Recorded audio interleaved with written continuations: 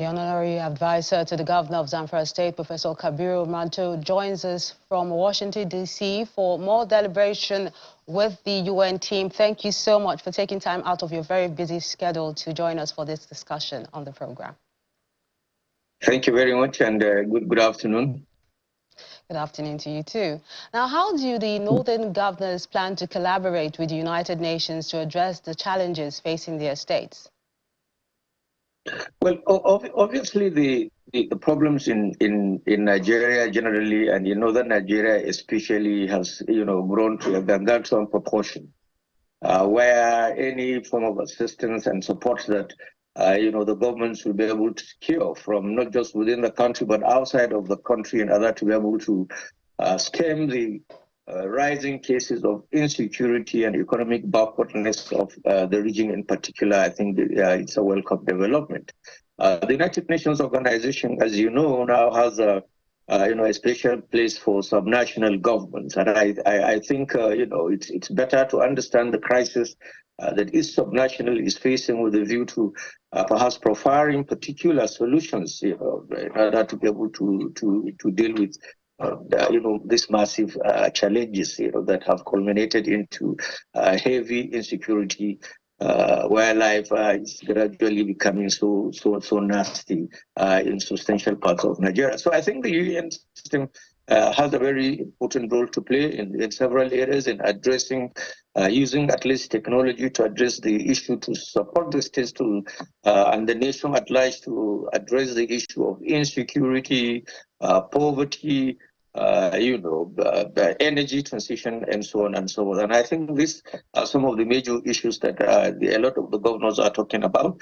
And apparently, the United Nations, through the Deputy Secretary General, seems to be, favorably disposed to deploying all resources at their disposal in order to ensure that peace, progress, and economic development are attained in these areas.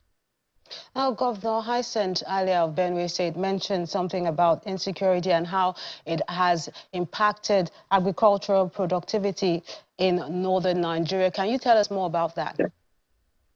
Yes, obviously it's the insecurity arising from banditry that has denied people the opportunity to even do the subsistence agriculture that they've been doing. Those that are also doing agriculture in mechanized perspective have also been able to do it in the last few years, arising from the incessant attack from bandits across basically all states in the northern part of this country. And unless, of course, the issue of insecurity is addressed, it is likely going to be impossible for farmers to go to the farm, and the result, of course, is obviously going to be famine, hunger, and all sorts of crises arising from shortages that will record in food supplies.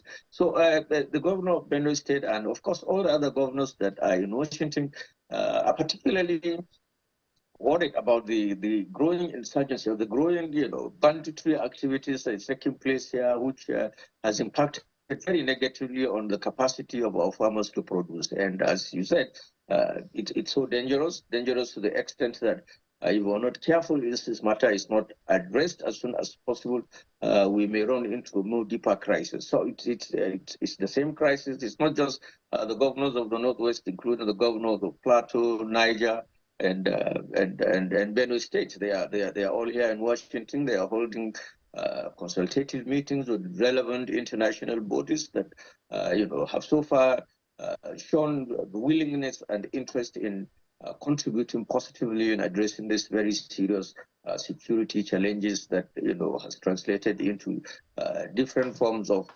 antisocial activities in the northern parts of the country. Now, Prof, to nip this in the bud, what role does the United Nations plan to play in assisting the northern states? Well, the United Nations, as you know, is an umbrella of several other, institutions, the UNDP, the USAID, and several others, that are intervening in one way or the other in different areas, not just in northern Nigeria, but across the country. I think one of the essence of this meeting is to be able to bring to bear, to this global body, on the intensity of the crisis and how uncomfortable, governance and administration seems to be in the northern part of this country. And I think the way to go about it, as the Secretary General has promised, is to be able to, articulate positions. The states, not just that are here, but several others in the northern other parts of the country, to articulate the positions and the magnitude of the crisis with a view to identifying the various agencies of the United Nations that, will be able to chip in a word or two and render one form of assistance or the other, so that they help the states to be able to realize this. And, one of the critical areas is the energy. Energy, now that the Constitution of Nigeria has been amended, captive power formation is possible, and several other things.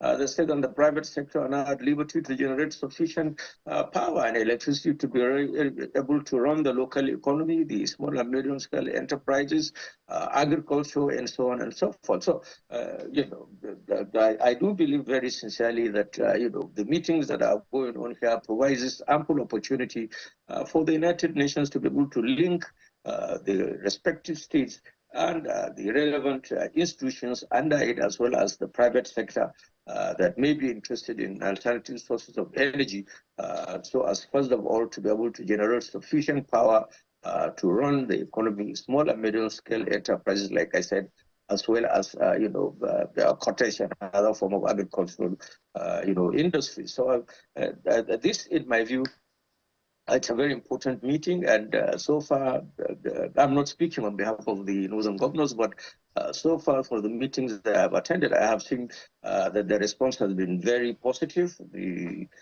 UN and its agencies that are attending the meeting, and especially the United States Institute for Peace, trying to come up with new ways and means of addressing the issue of banditry, by the governors sharing their experiences and so on and so on. So I believe at the end of it, we're going to come up with, resolutions.